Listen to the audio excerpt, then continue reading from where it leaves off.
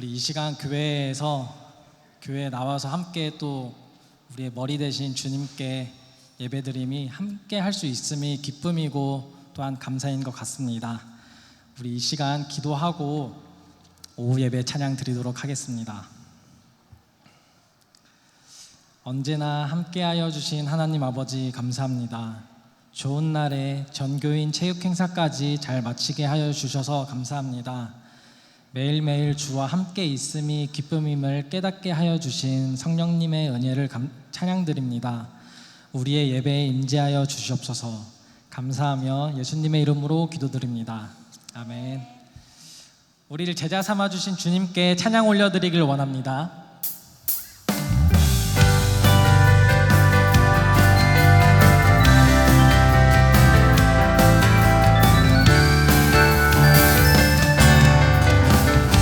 갈릴리 마을 그 숲속에서 주는 그 열한 제자 다시 만나시사 마지막 그들에게 말씀하시기를 너희는 가서 제자 삼으라. 가서 제자 삼으라. 세상 많은 사람들을 세상 모든 영혼이 내게 달렸나니 가서 제자 삼으라. 나의 길을 가르치라. 내가 너희와 항상 함께하리라. 갈릴리 마을 그 숲속에서 주는 그 열한 제자 다시 만나시사 마지막 그들에게 말씀하시기를 가서 세상으로 가서 제자 삼으라. 가서 제자 삼으라. 세상 많은 사람들을 세상 모든 영혼이 내게 달렸나니 가서 제자 삼으라. 나의 길을 가르치라. 내가 너희와 항상 함께하. 가서 제자 삼으라. 가서 제자 삼으라. 세상 많은 사람들을 세상 모든 영혼이 내게 달렸나니 가서 제자 삼으라. 나의 길을 가르치라. 내가 너희와 항상 함께하리라. 주 하나님 독생자 예수 날 위하여 오시었네. 내 모든 죄 다 사하시고 죽음에서 부활하신 나의 구세주 살아계신 주 나의 참된 소망 걱정 근심 전혀 없네. 사랑의 주내 갈 길 인도하니 내 모든 삶의 기쁨을 충만하네. 주 안에서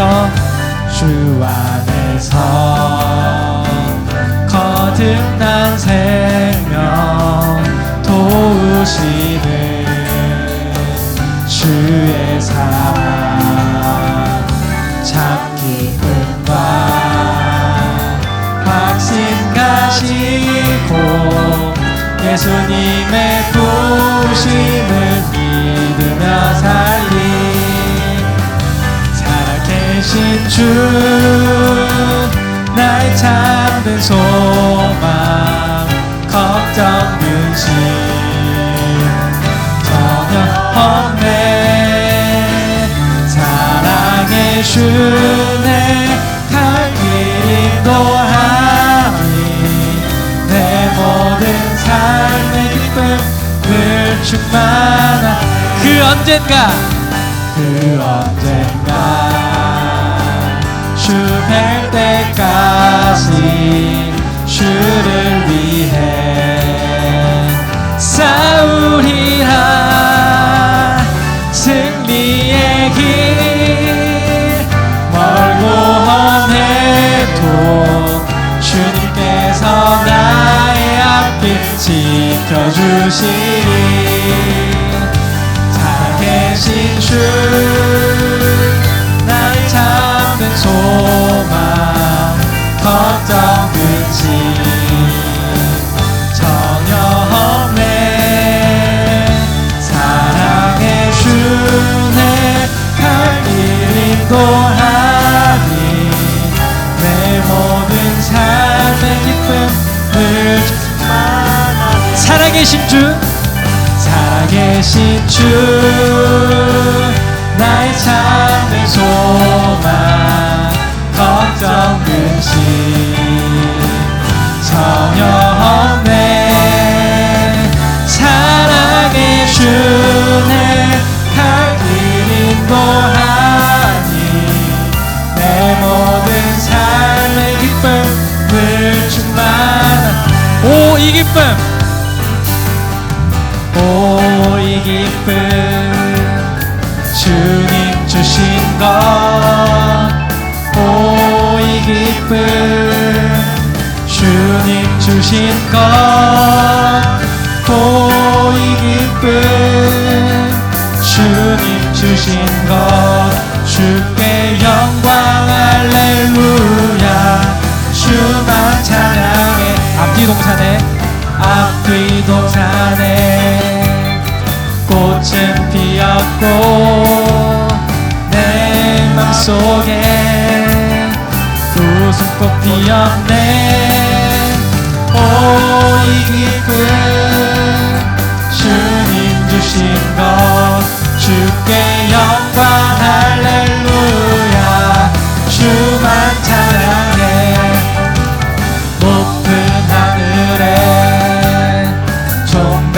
세워짓고 내 맘속에 기쁜 노래 있어 오 이 기쁨 주님 주신 것 주께 영광 할렐루야 주만 찬양해 오 친구여 즐겁게 노래해 오 친구여 즐겁게 노래해 오 이 기쁨 주님 주신 것 주께 영광 할렐루야 주만 찬양해 손뼉 치면서 즐겁게 찬양해 손뼉 치면서 즐겁게 찬양해 오 이 기쁨 주님 주신 것 주께 영광 할렐루야 처음부터 고백합시다 오 이 기쁨 오 이 기쁨 주님 주신 것 오 이 기쁨 주님 주신 것 오 이 기쁨 주님 주신 것 주께 영광 할렐루야 주만 손뼉 치면서 즐겁게 찬양해 손뼉 치면서 즐겁게 찬양 오 이 기쁨 오 이 기쁨 주님 주신 것 주께 영광 할렐루야 주만 찬양해 우리의 삶의 이유 되신 주님께 영광의 박수 올려드립시다 우리의 찬양 받으심을 믿습니다. 할렐루야. 아멘.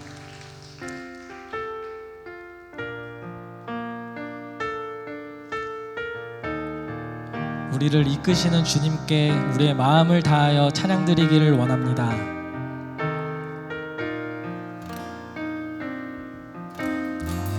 사랑하는 나의 아버지, 이름 높여드립니다.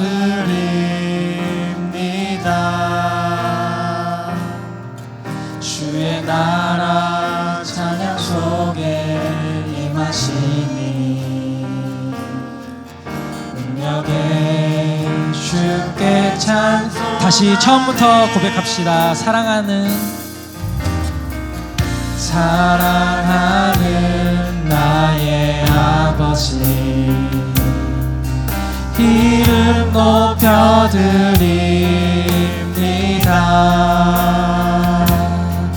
주의 나라 찬양 속에 임하시니 능력에 주께 찬송하네. 전능하신 하나님 찬양, 언제나 동일하신 주. 전능하신 하나님 찬양, 영원히 다스리네. 사랑하는 나의 아버지, 이름 높여드립니다. 주의 나라 찬양 속에 임하시니 능력의 주님께 주께 찬송하네. 전능하신 하나님 찬양, 언제나 동일하신 주. 전능하신 하나님 찬양, 영원히 다스리네. 나 주의 이름 높이리. 나 주의 이름 높이리. 하늘 높이 올린 깃발처럼 다시 한번 고백하기를 원합니다. 나 주의 이름 높이리. 나 주의 이름 높이리. 나 주의 이름 높이리. 나 주의 이름 높이리. 하늘 높이 올린 깃발처럼 주의 이름 높이리. 전능하신 하나님 찬양. 전능하신 하나님 찬양, 언제나 동일하신 주. 전능하신 하나님 찬양, 영원히.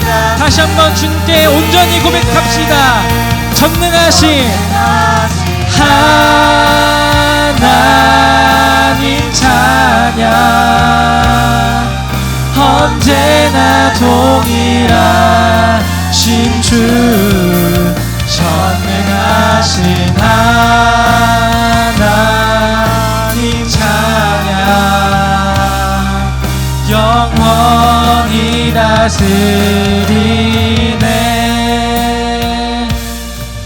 우리 이 시간 기도드리길 원합니다. 삶의 목적 되신 예수님, 평생 주님을 따르길 원합니다. 찬양드린 이 고백처럼 살길 원하오니 믿음을 더하여 주시옵소서. 우리에게 더 더욱 주님의 말씀을 허락하여 주시옵소서. 다 같이 기도하며 나아가시겠습니다.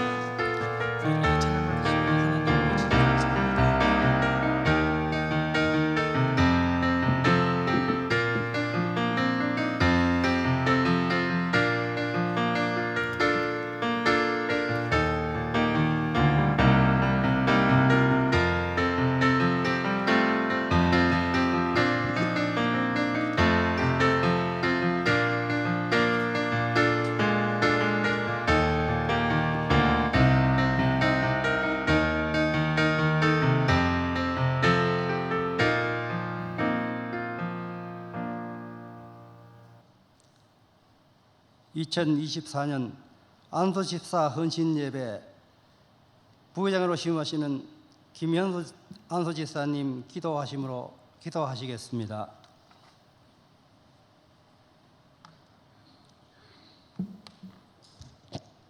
기도하시겠습니다. 충성되고 지혜 있는 종이 되어 충성된 종아 내가 작은 일에 충성하였음에 라고 칭찬 듣는 안수 집사회가 되게 하여 주시옵소서. 안수 집사의 헌신주의를 거룩하게 지킬 수 있도록 건강을 주시고 헌신을 재다짐하는 예배를 드릴 수 있도록 해주심에 감사드립니다. 특히 안수 집사 헌신 예배를 통하여 주님께 다시 한 번 더 충성된 종이 되고자 다짐할 수 있는 시간을 가질 수 있게 하여 주시옵소서. 교회에서 맡은 바 각 처소에서 열심을 다하는 안수 집사회가 되게 하여 주옵소서. 안수 집사 한 분 한 분 맡은 직장과 사업터전에서도 주님의 영광을 나타낼 수 있도록 주님의 지혜와 총명을 다하여 주시옵소서. 주님의 말씀을 늘 간직하고 일상생활 속에서도 실천할 수 있는 안수 집사가 되게 하여 주옵시고, 연약하고 약해질 때마다 주님께서 잡아주셔서 넘어지지 않는 안수 집사가 되게 하여 주시옵소서. 이제 임성빈 목사님이 영적 예배로의 초대라는 제목으로 하나님의 말씀을 전해 주실 때 여기 모여 예배드린 모든 교인들에게 하나님의 음성을 듣고 성령과 함께하는 귀한 시간이 되게 하여 주시옵소서. 안수 집사회에서 드리는 찬양을 기쁘게 받아주시고 찬양 드리는 회원들에게는 주님의 은혜가 단비처럼 내려 주시옵소서. 또한 합주단의 귀한 합주를 통하여 하나님의 찬양을 하는 귀한 연주가 되고 듣는 성도들에게는 은혜가 되게 하여 주시옵소서. 이 모든 감사와 끝없는 은혜를 주시는 주 예수 그리스도 이름으로 기도드렸습니다. 아멘.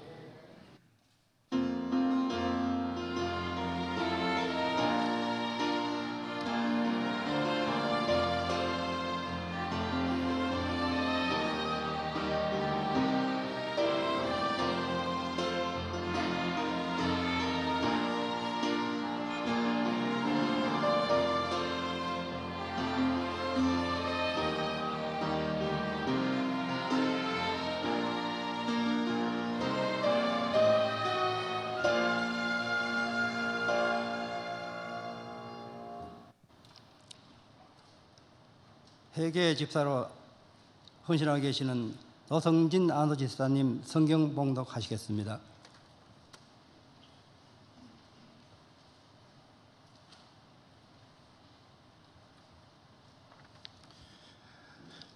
로마서 12장 1절에서 2절 말씀입니다. 다 찾으신 줄 알고 제가 봉독해 드리도록 하겠습니다. 그러므로 형제들아, 내가 하나님의 모든 자비하심으로 너희를 권하노니 너희 몸을 하나님이 기뻐하시는 거룩한 산 제물로 드리라. 이는 너희가 드릴 영적 예배니라. 너희는 이 세대를 본받지 말고 오직 마음을 새롭게 함으로 변화를 받아 하나님의 선하시고 기뻐하시고 온전하신 뜻이 무엇인지 분별하도록 하라. 아멘.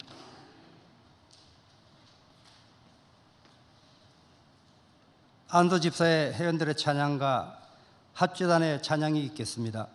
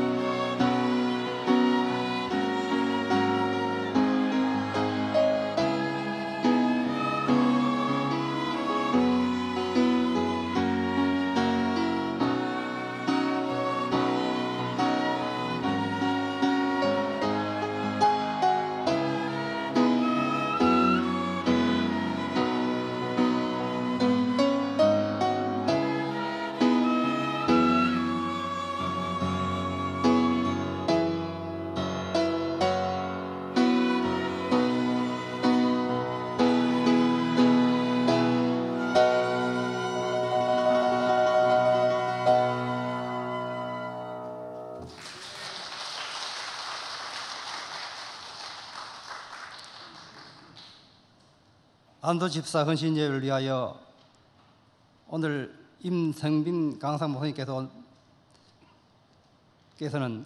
전 장로회 신약대학교 총장을 역임하셨습니다. 뉴노멀 시대 영적 예배를 초대라는 제목으로 강의하실 때 오늘 받을 큰 은혜만큼 큰 박수로 환영해 주시면 감사하겠습니다.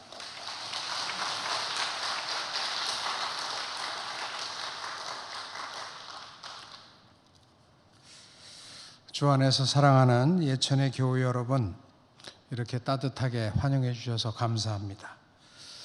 오늘 우리는 안수 집사의 헌신 예배로 모였습니다. 안수 집사님들만 헌신 예배로 모인 것이 아니고 사실 여기에 참석한 우리 모두가 주님 앞에 헌신하는 마음으로 모인 줄 믿습니다. 그런데 여러분, 오늘 헌신 예배를 드리는 우리들에게 주께서 이렇게 물으신다면 여러분, 우리는 뭐라고 대답을 하실 것 같습니까? 그래, 요새 어떻게 지내냐? 지내기가 어떠냐? 우리가 주님께 기도로 여쭙잖아요. 주님, 우리는 이렇게 지금 이런 게 지금 어렵습니다. 주님 도와주셔요. 라고 기도도 드리고 우리가 예배를 통해서 하나님의 말씀을 듣기도 하는데, 과연 하나님께서 우리에게 그래 너희들 요새 어떻게 지내냐? 지내긴 어때? 마치 우리가 우리 자녀들에게 객지에 나가 있는 타지에 나가 있는 자녀들에게 궁금해서 묻잖아요. 그렇게 묻듯이 우리 주께서 오늘 헌신 예배로 모인 우리들에게 그래 지금 살아가는 게 어떠냐? 라고 물으신다면 여러분은 어떤 답을 하시겠습니까? 뭐 다 답이 각각이겠죠. 근데 요새 제가 답들을 요새 세상 살아가는 분들이 지금 내가 살아가는 삶이 이렇다라고 이제 답을 하는 것들 들어보니까 나는 뭐 참 행복합니다. 한때는 뭐 그런 게 막 난 참 행복합니다. 막 이런 얘기들이 많이 노래로도 나오고 뭐 우리나라의 유행어처럼 번질 때가 있었는데, 요새는 그런 사람들은 거의 없는 것 같아요. 요새는 다 힘들다는 얘기, 큰일 났다는 이야기가 참 많아요. 특별히 요사이 여러분 30대, 40대에 해당하는 비교적 그 젊은 분들이라고 얘기할 수 있죠. 우리나라의 이제 중간 허리 밑에 앞으로 우리나라를 책임질 그런 30대, 40대의 특별히 20대, 30대, 40대 초반 분들 얘기 들어보면 굉장히들 어려워해요. 굉장히 어려워합니다. 우리도 만만치 않지만 나이 들어가는 우리도 만만치 않지만 제가 보니까 그렇게 만만한 게 아니에요. 저희 부모님이 90대 중반이 되셨는데 90 중반으로서 장로님, 권사님으로서 교회에 다 존경받고 사회에서도 존경받는 일을 하시다가 은퇴하시고 이제 90 중반이 되셔서 장수의 복을 누리고 계시지만 실제로 그렇게 삶이 만만치는 않아요. 그 밑에 있는 60대인 우리들도 만만치 않아요. 제가 병원에 가봤더니 이 보은병원에 저희 아버님을 모시고 갔더니 다 국가유공자들 90대들이 얼마나 많이 오셨는지 몰라요. 8, 90대들. 그분 모시고 온 사람들은 다 누구예요? 거기도 다 할배들이에요. 할배, 할미, 60대. 60대들, 70대 초반들이 딱 90대 아버지, 어머니 모시고 와갖고서는 수종 드는 거예요. 물론 그분들이 우리들에게 해준 거에 비하면 그야말로 아무것도 아닌 일들이지만 사실은 그렇게 쉽지 않아요. 그런데 앞으로 우리가 그렇게 되면 우리 딸과 아들들이 그렇게 해줄 것 같습니까, 여러분? 그런 믿음이 별로 없어 보이시네요. 그냥 인간적으로 보면 그렇게 기대할 수가 없어요. 세상이 많이 변해갑니다. 많이 변해가요. 오늘 제가 설교 제목이 좀 길잖아요. 영적 예배로의 초대. 그러면은 뭐 쉬운데 그 앞에다가 뉴 노멀 시대라는 말을 갖다가 붙인 이유는 지금부터 왜 우리가 지금 이렇게 어렵나? 그리고 앞으로의 삶이 지금까지 살아온 삶에 비해서 그렇게 만만하지 않을 것 같다. 쉽지 않을 것 같다. 라고 하는 체감이 드는 것, 그런 느낌이 들게 하는 중요한 원인들이 이른바 그 뉴 노멀 시대라고 하는 그 변화 속에 있기 때문에 그래요. 그런데 여러분, 우리가 앞으로 이 헌신 예배를 드린 이후에 우리의 삶이 더 그리스도인다운 삶으로 변화되는 것 굉장히 중요한데, 그 변화되기 위해서 만만치 않은 현실이다 하는 것을 우리가 함께 이제 생각하기 전에, 구체적으로 그것이 무엇인가를 생각하기 전에 과거를 좀 돌이켜 볼 필요가 있어요. 우리 나이 든 사람들, 이제 세상에서는 우리 나이 든 사람들을 우리 얘기하는 거를 뭐라 그래요? 뭐 나이 들었다는 게 다 상대적이지만 이 라떼는 말이야. 그래서 라떼들이라 그래요. 라떼 문화다. 근데 이 라떼에 해당하는 분들, 좀 기성세대에 해당하는 분들이 볼 때 여러분의 삶은 어땠어요? 하나님이, 아버지께서 우리들에게 그래 지금 어땠어? 너희들 지금까지 사는 게 어땠어? 라고 물으시면 뭐라고 답하실 것 같습니까? 뭐라고 답하실 거예요? 어땠어? 지금까지 살아온 게 어땠어? 라고 물으실 때 여러분은 지금 우리 아버지께 무슨 답을 하실 것 같습니까? 제가 생각을 해보니까 미리 제가 좀 생각을 해봤죠. 그래서 우리 아버지께서 너는 어땠니? 20세기 중반에 대한민국에 너를 태어나게 해서 21세기 초반까지 뭐 언제까지 이 땅에 있을지는 모르겠지만 이제 주께서 부르실 거 아니에요. 그리고 그때까지 21세기일 거 아니에요. 그게 21세기 초반 뭐 그렇게 많이 이렇게 뭐 앞으로 뭐 22세기를 저희가 맛보지는 않을 것 같잖아요. 하여튼 21세기에 우리가 다시 아버지 앞에 갈 텐데 어땠어? 라고 물으시면 저는 그럴 것 같아요. 주님 감사합니다.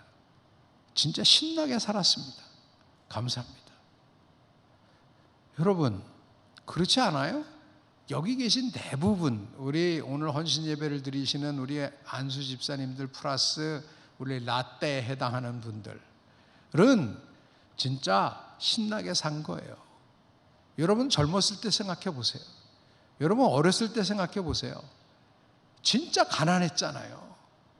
저는 대한민국에 태어나서 살아가는 게 제가 대학생 때까지 행복하지 않았어요. 저는 그렇게 하나님께 대한민국에서 태어난 거를 막 고등학교 이래로 대학생 뭐 좀 이렇게 생각이 좀 이렇게 좀 할 때는 그렇게 행복하지 않았어요. 어렸을 때는 우리나라가 뭐 굉장히 좋은 나라고 힘센 나라인 줄 알았어요. 우리나라가 축구도 세계에서 잘하는 줄 알았는데 보니까 월드컵도 못 나가더라고. 맨날 예선에서 떨어지고. 그리고 뭐 나중에 보니까 경제적으로 진짜 가난한 나라예요. 경제적으로. 여러분 그때 우리나라가 진짜 가난했대잖아요.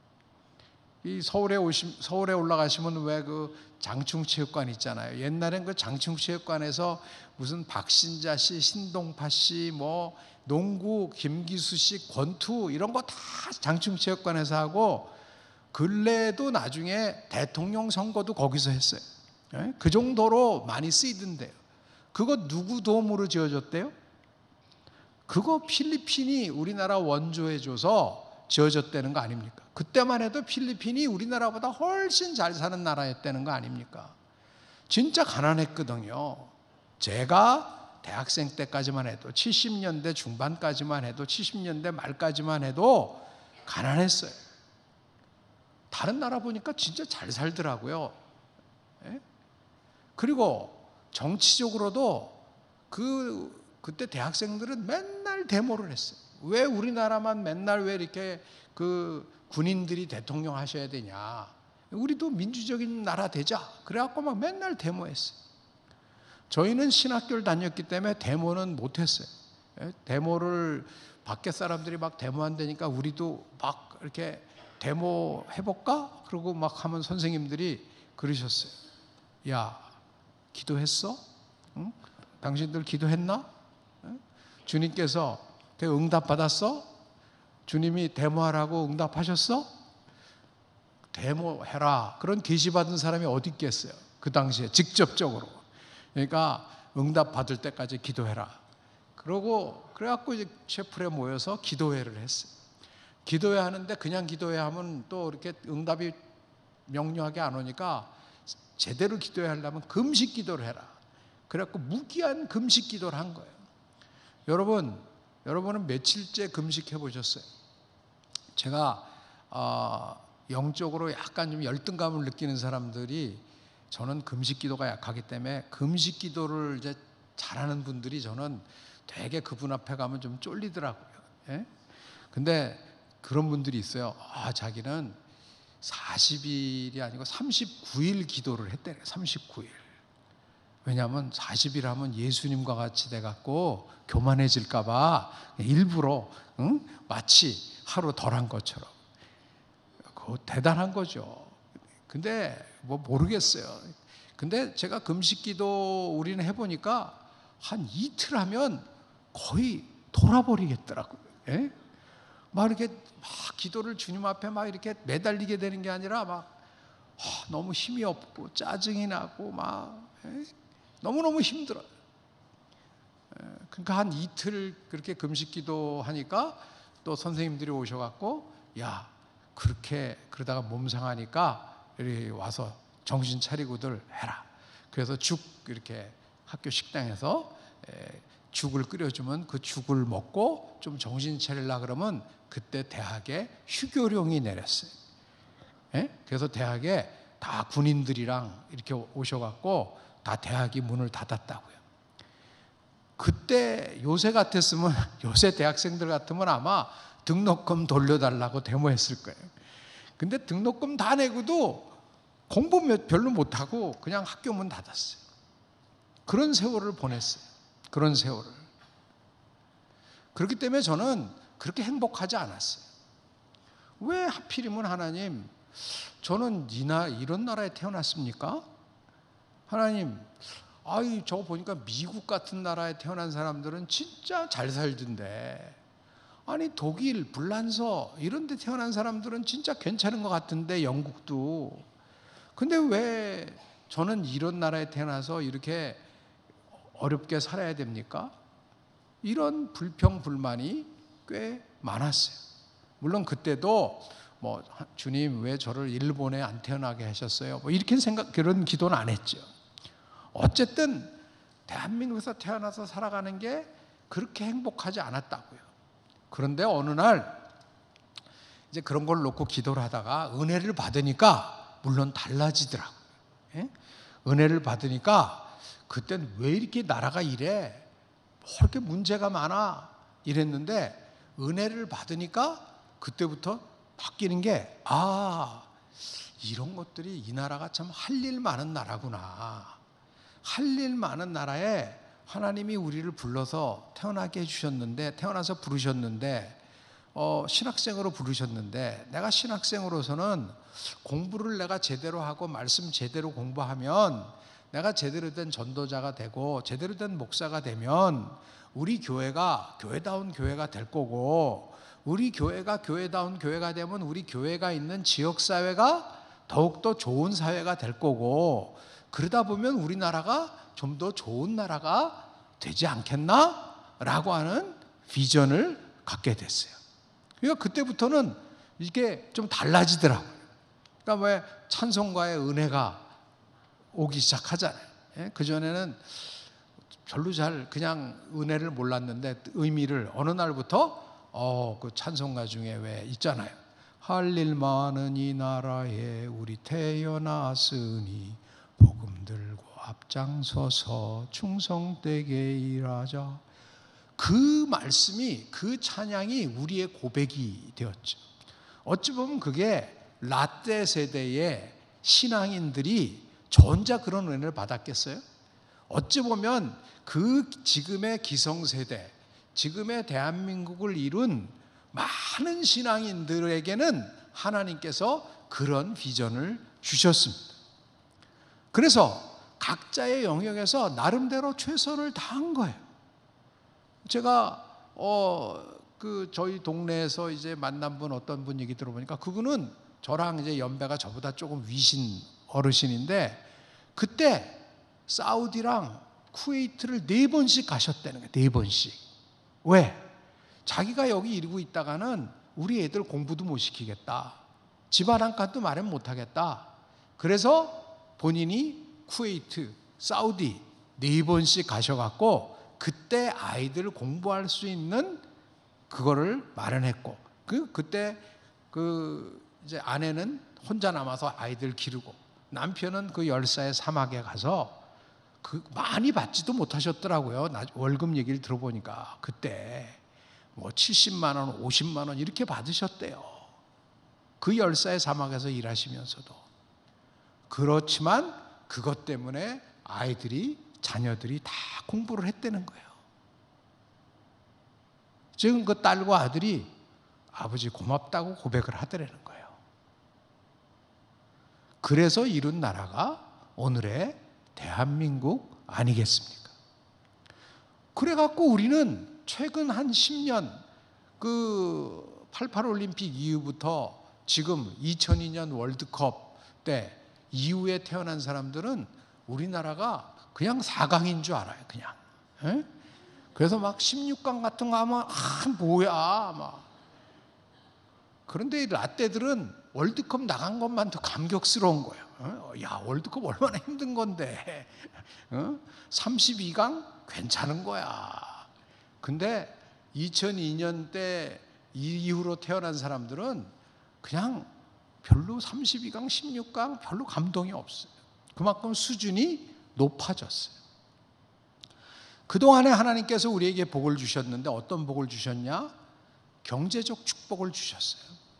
옛날엔 그렇게 가난했던 나라가 이제는 남을 도울 수 있을 만큼의 부를 가진 나라가 됐어요. 그래갖고 우리가 5대양 6대주에 선교사를 안 보낸 나라가 별로 없어요. 여러분 어디를 가봐도 우리 선교사님들이 다 갖게 했어요. 그리고 가서 도움을 주고 있어요. 정치적으로 이렇게 짧은 시간 안에 물론 아직도 우리나라가 온전한 민주주의를 하기 위해서 더 노력해야 된다. 갈 길이 남았다라는 것은 누구나 다 인정하지만 그러나 상대적으로 2차 대전 이후에 독립해갖고 민주주의를 하기 시작해갖고 이 정도 된 나라도 별로 없어요. 그러니까 경제적으로 복을 받았죠. 정치적으로 복을 받았죠. 더더욱이 무슨 복을 받았습니까? 영적인 복을 받은 거예요. 영적인 복을. 복음이 이렇게 편만해져서 한때는 20% 개신교인들만 따져도 거의 20%에 달하는 5명 중에 1명이 교회 다니는 사람이다. 나는 기독교인이다. 라고 할 정도의 복음이 편만해진 나라. 정치적, 경제적, 영적 이렇게 복을 받은 나라가 20세기 중반 이후에 지구상에 어디 있느냐 따져봐라 라고 했을 때 대한민국을 빼고 이야기하기 어려운 것 아니겠습니까? 그러니까 주께서 어땠어?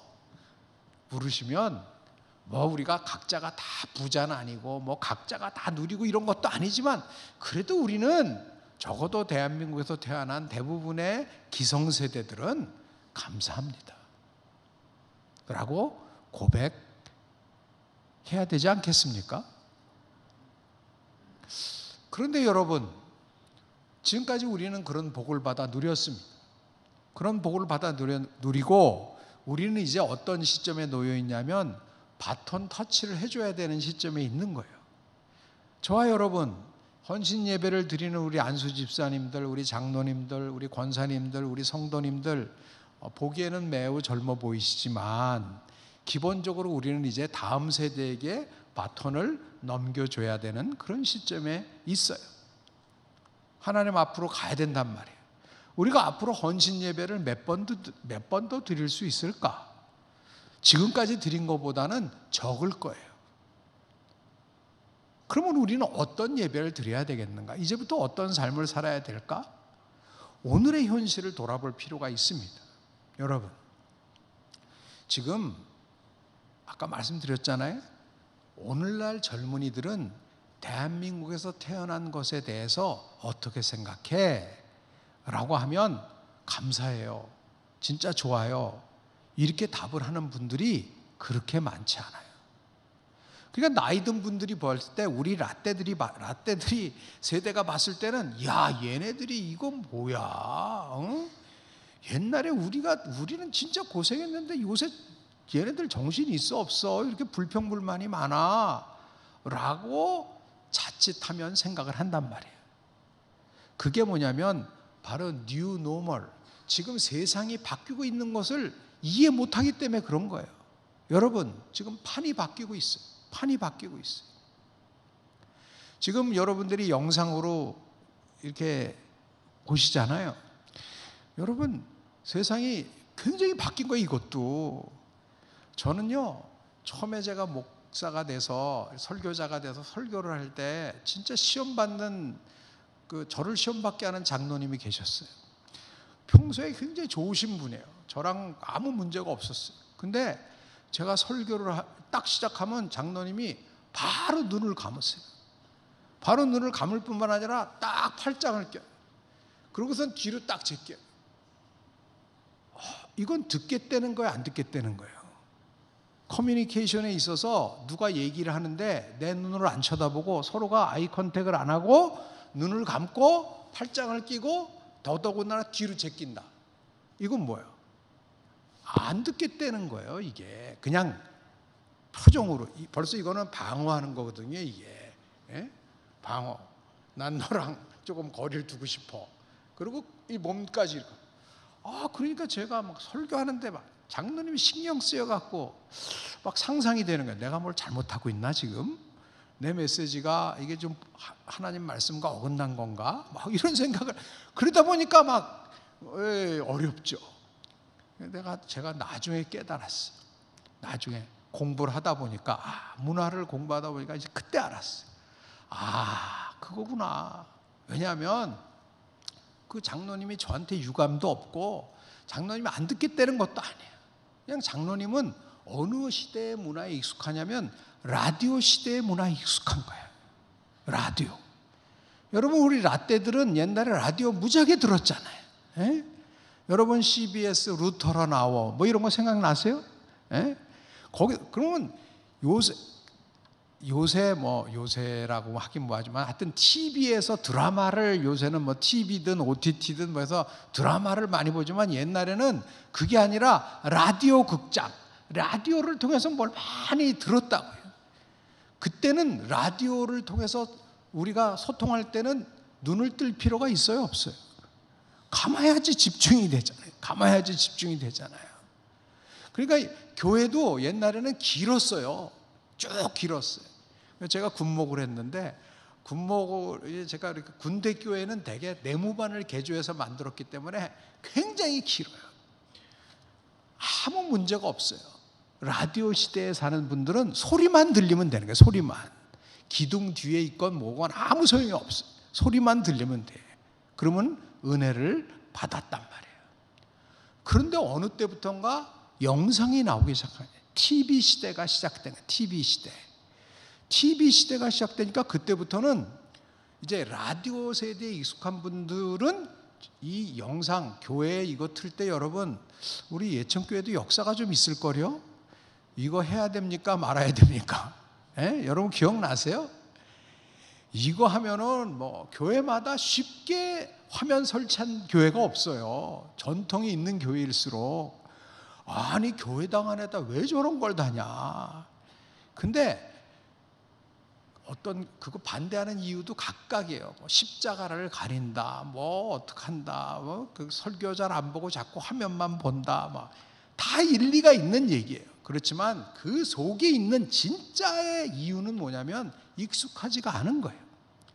라디오 시대에 익숙한 분들은 소리만 들리면 되지 뭐하러 저런 걸 해서 헷갈리게 하고 경비만 드냐 하는 거예요.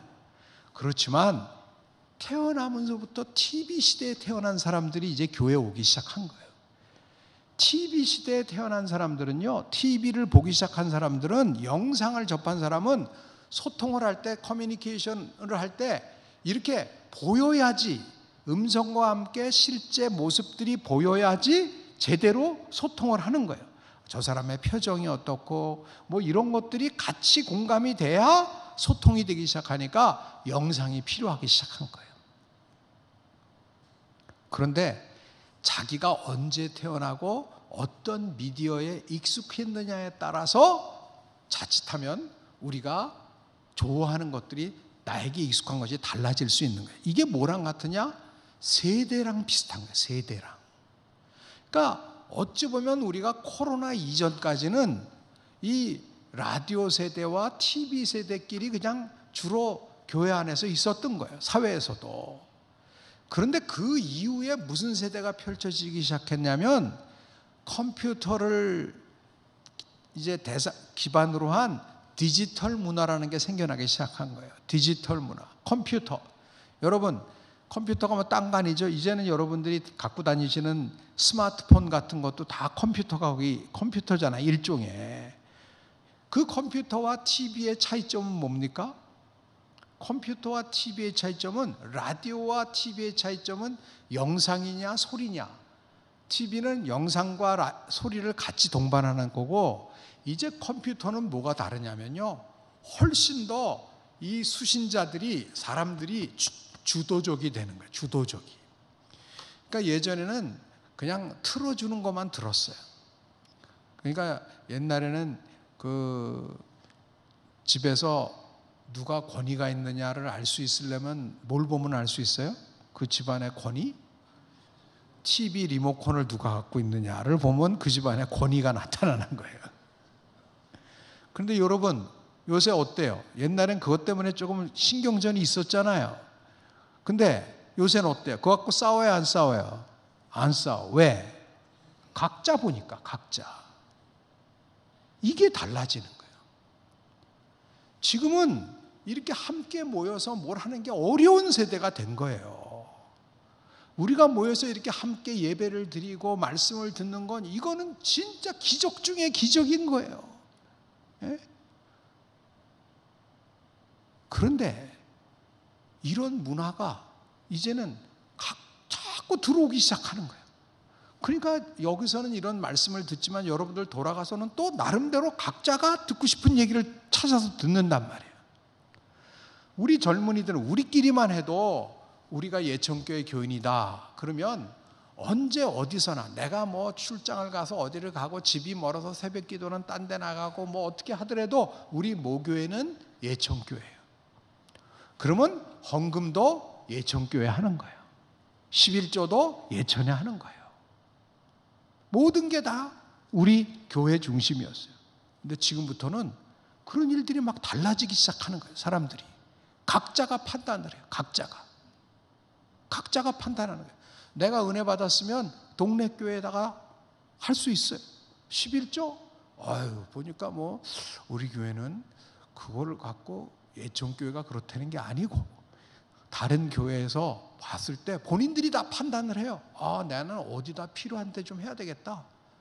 옛날에는 그랬다가는 그거는 굉장히 이제 저건 신앙이 저러면 안 되지 그랬는데, 이제는 그런 것들이 다 각자 판단하는 문화가 우리 교회 안에도 다 들어오기 시작한 거예요. 왜?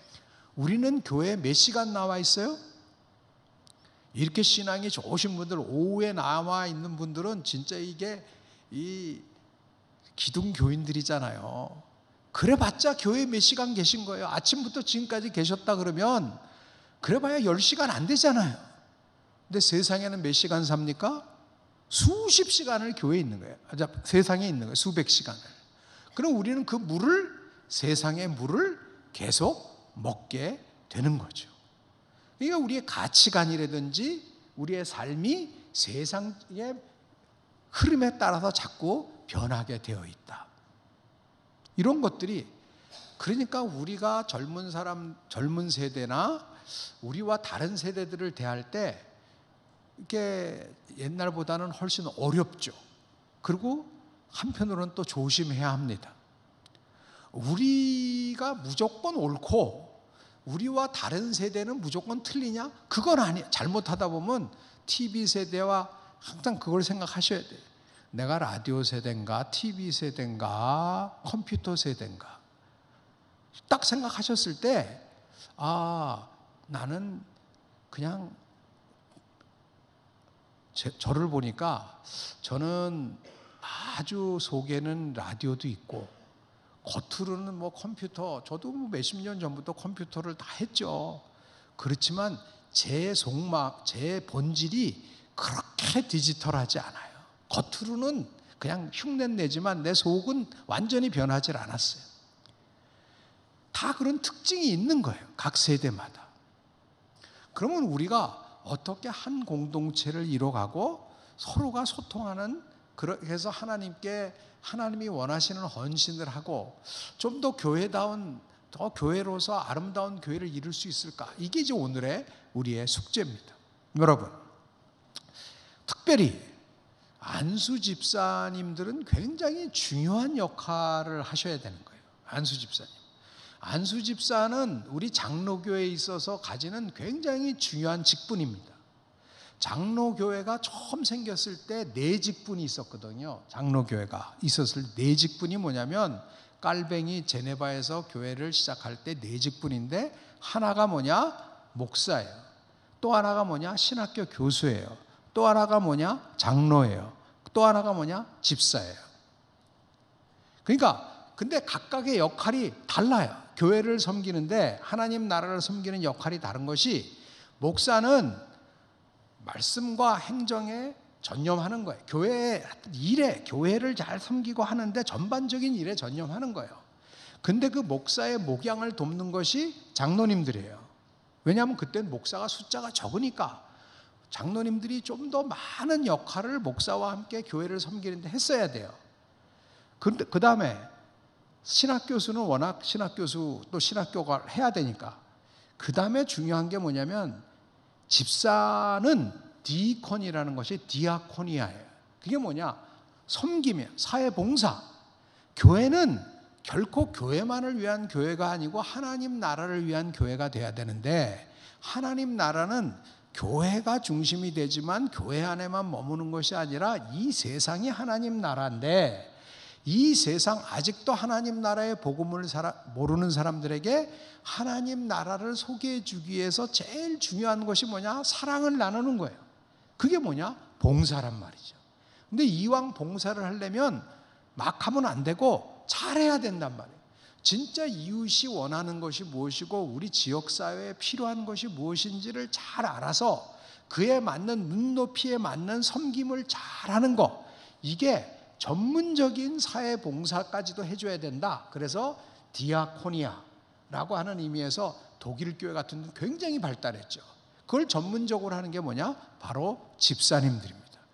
그게 한국 교회에 와서는 권사, 여성, 이게 우리나라는 좀 집사가 이제 그 당시에 남성 중심의 그런 거니까 권사님들을 여기 같이 해서, 안수 집사님과 권사님들은 사실은 교회의 사회 봉사를 위한 역할을 담당하시는 거예요. 어떻게 보면 이 목사와 장로님들이 교회 안을 딱 바치고 있는 거라면, 이제 그 힘을 사회를 향해서 연계를 하는 링크의 역할을 안수 집사님과 권사님들이, 특별히 안수 집사님들이 많이 해주실 것을 기대하면서 세운 직분이 안수 집사입니다.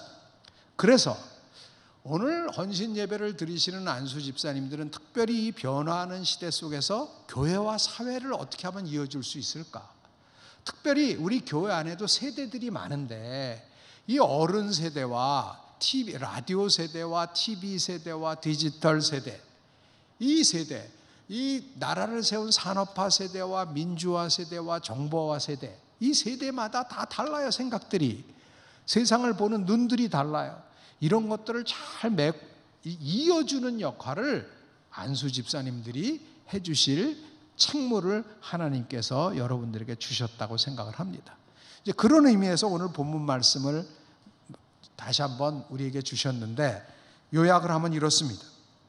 우리가 지금까지 열심히 섬겼는데 열심히 잘했지만 한국교회 현실, 우리가 복도 많이 받았지만 오늘 한국교회 현실은 하나님 보시기에 좀 죄송스러운 게 있어요. 그게 뭐냐?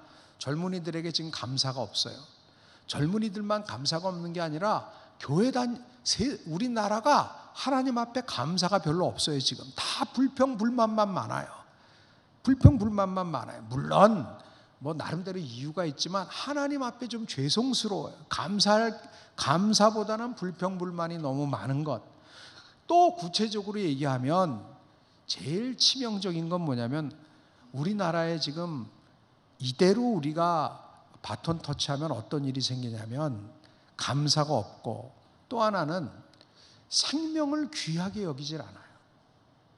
하나님께서는 우리를 살리시기 위해서 독생자 예수 그리스도를 십자가에 달려 돌아가시게 하시기까지 사랑해 주셨고 그 사랑에 힘입어서 우리가 생명을 얻었는데 근데 우리는 하나님이 주신 생명을 귀하게 여기지 않아요. 그 생명보다는 물질적 쾌락, 물질적 욕망 이것들이 더 귀하다고 생각해요.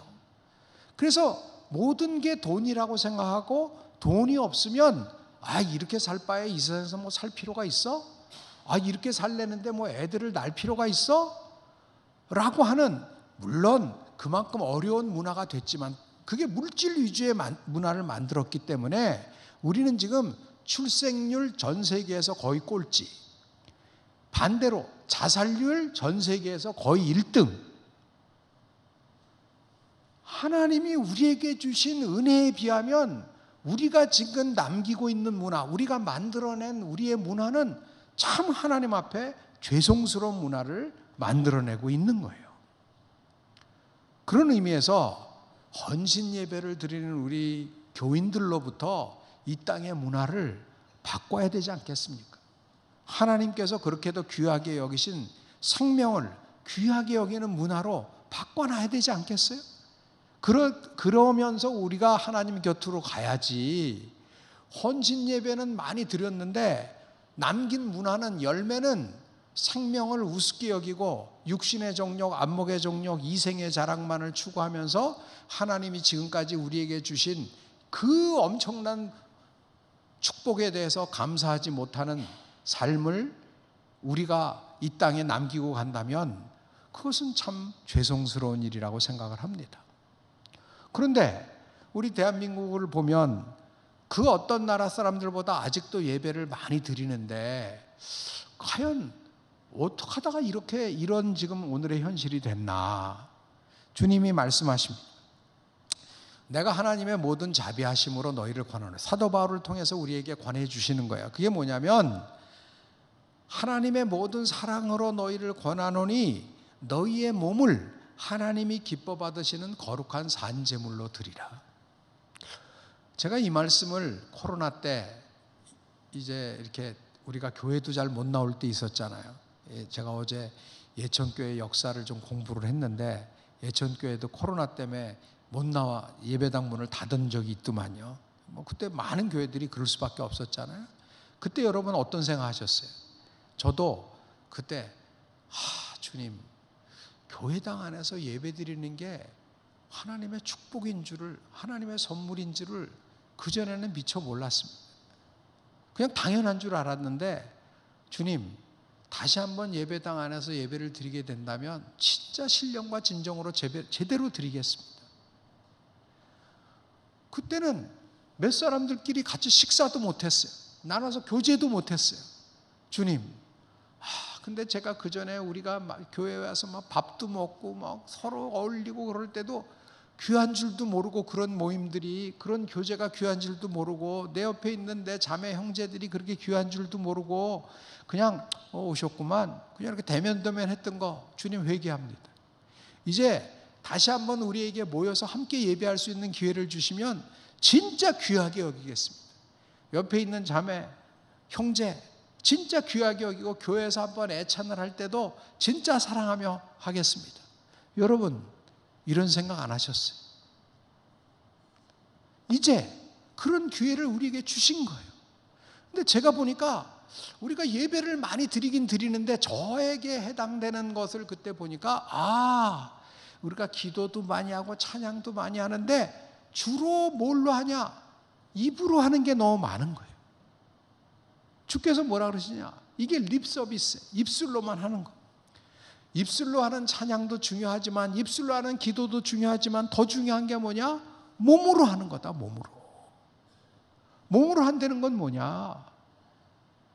우리가 서로 만나고 기도했을 때 서로를 귀하게 여기고 몸으로 나타내고 몸으로 봉사하고, 일요일 날 주일로 우리가 정해서 이렇게 아침부터 저녁까지 오후까지 모여서 예배를 드리는 거 매우 중요하지만 우리 하나님께서 받으시기를 원하시는 예배는 예배당 안에서 주일날만 드리는 게 아니라 월요일부터 토요일까지의 일상도 거기서 하나님은 하나님으로 인정받기를 원하시는 거예요. 여러분, 우리가 교회당에서만 예배 드리는 게 예배예요? 우리가 알았잖아요. 뉴 노멀 시대에는 온라인으로 드릴 수도 있구나. 물론 여기서 드리는 게 우리가 몸과 마음을 바쳐서 드리는 최선의 예배지만 그렇지 못할 경우에는 온라인으로 드릴 수도 있었고, 주일날만이 아니라 우리 하나님은 월요일부터 토요일까지도 우리의 하나님이시고 우리는 그의 딸과 아들이다 라는 것을 일상에서 나타낼 수 있어야 된단 말이에요. 일요일만이 아니라 월요일부터 토요일까지 예배당 안에서뿐만 아니라 가정과 일터와 지역사회에서도 하나님의 딸과 아들답게 살아가는 것, 그것이 바로 우리의 몸을 하나님이 기뻐 받으시는 거룩한 산 제물로 드리는 것임을 믿습니다. 그것이 뭐냐? 영적 예배라는 거예요. 여러분, 영적 예배라는 것은 알 수 없는 방언을 한다든지 입신을 한다든지 그런 신비한 것만이 영적 예배가 아니에요. 영적이라는 것은 하나님의 말씀대로 살아가는 게 영적인 거예요. 이게 본문 원어 성경에 보면 하나님의 말씀에 합당한 이라는 뜻이에요.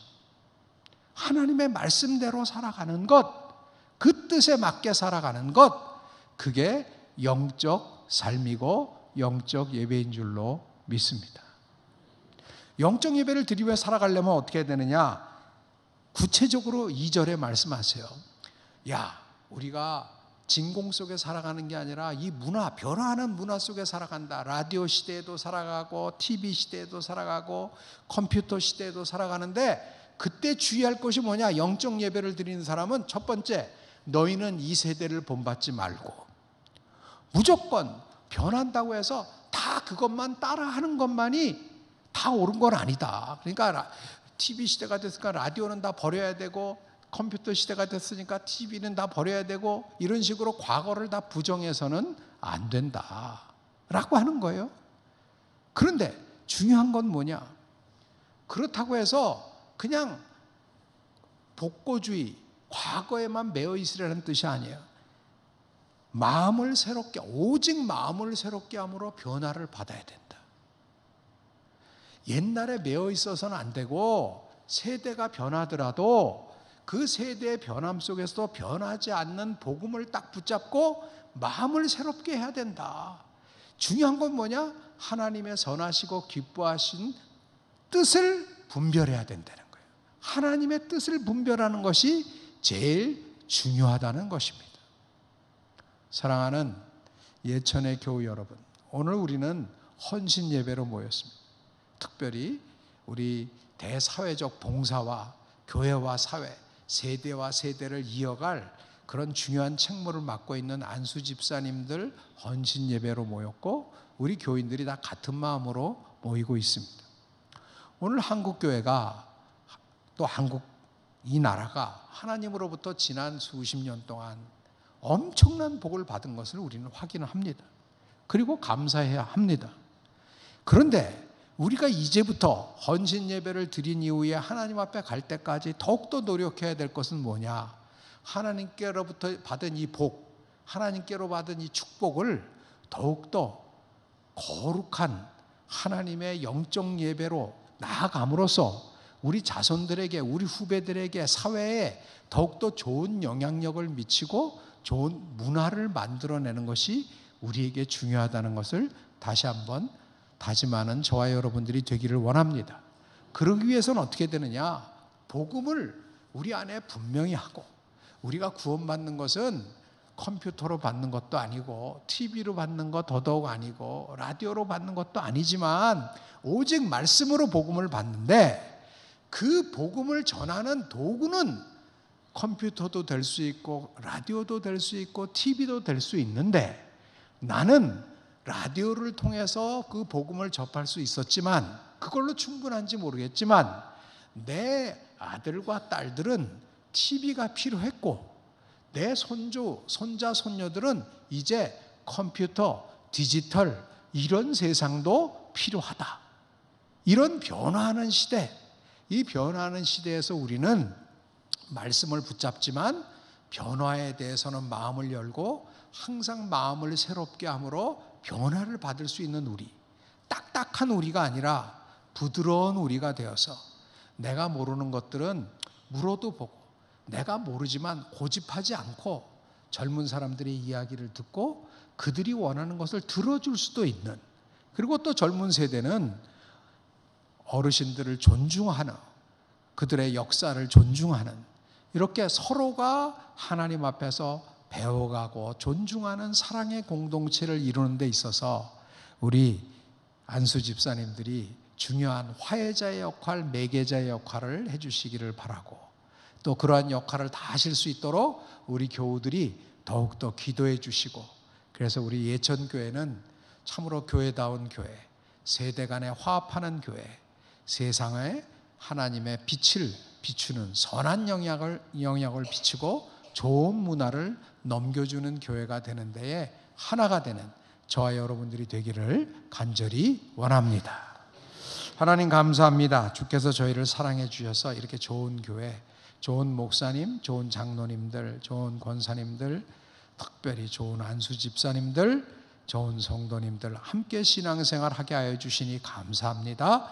이제 서로의 자리에서 최선을 다해서 영적 예배를 드림으로 신앙인다운 신앙인 되어 더욱더 교회다운 교회 굳건히 이뤄가는 저희들 되게 하여 주시옵소서. 모든 말씀 우리 주 예수 그리스도 이름으로 기도드립니다. 아멘.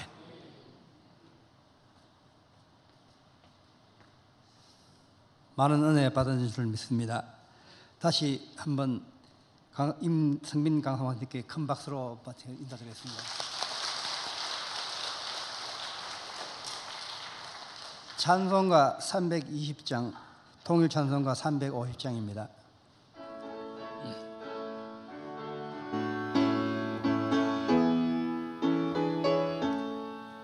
나의 죄를 경계하사 주의 일꾼 삼으신 구세주의 넓은 사랑 항상 찬송합니다. 나를 일꾼 삼으신 주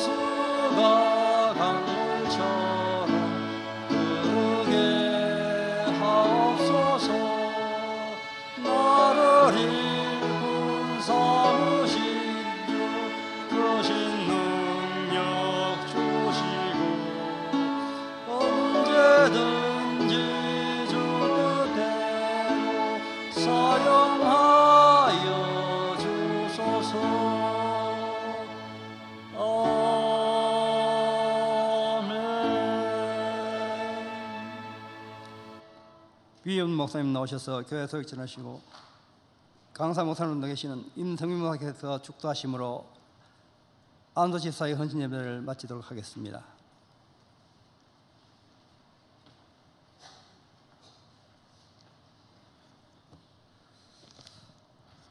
은혜 많이 받으신 줄 믿습니다.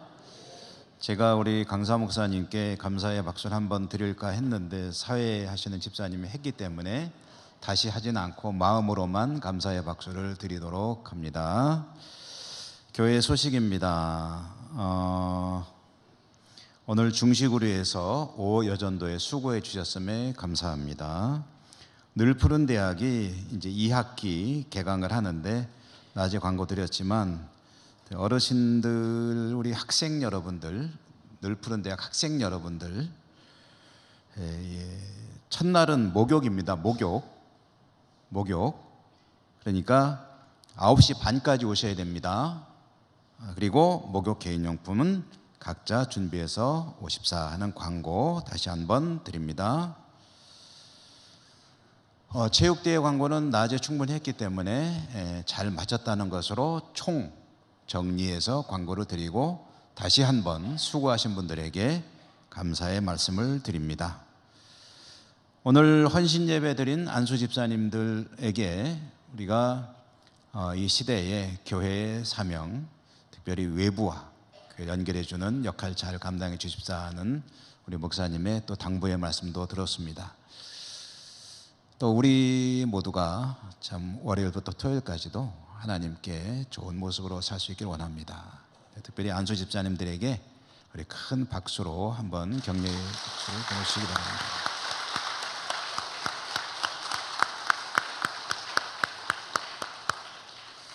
오늘도 교회 이곳저곳 몸된 교회를 위해서 섬기고 수고하신 모든 분들에게 주님의 은혜가 풍성하시기를 기원합니다. 아직 날이 많이 덥습니다. 건강 잘 조심하시고요. 또 좋은 모습으로 한 주간 잘 지내시기 바랍니다. 우리 장로님들은 예배 마친 후에 우리 강사 목사님과 함께 잠깐 기념 촬영 한번 하도록 할 테니까 우리 전 장로의 신학대학교 총장님을 모시는 일이 또 이렇게 자주는 못하거든요. 그러니까 기념으로 한번 사진 한 장 찍도록 할 테니까 요 앞으로 모이시도록 하겠습니다. 이제 우리 강사 목사님의 축도로 예배를 마치도록 하겠습니다. 지금은 우리 주 예수 그리스도의 무한하신 은혜와 하나님 아버지의 그 크시고 세심하신 사랑과 이 은혜와 이 사랑이 바로 오늘 나를 위한 것이요 나뿐만이 아니라 나의 옆에 있는 나의 아내와 나의 남편과 딸과 아들과 손녀와 손자, 자매 형제 모두를 위한 것임을 깨닫게 하여 주시는 성령님의 역사하심과 교통하심이 이후로 입술로만이 아니라 삶으로 일요일만이 아니라 월요일부터 토요일까지 교회당 안에서뿐만 아니라 가정과 일터와 지역사회에서 더욱더 영적 예배를 드리는 삶을 살기로 다짐하는 우리 안수 집사님들 그리고 여기에 참석한 모든 교인들 위해 지금부터 영원토록 함께 없시기를 간절히 축원하옵나이다. 아멘.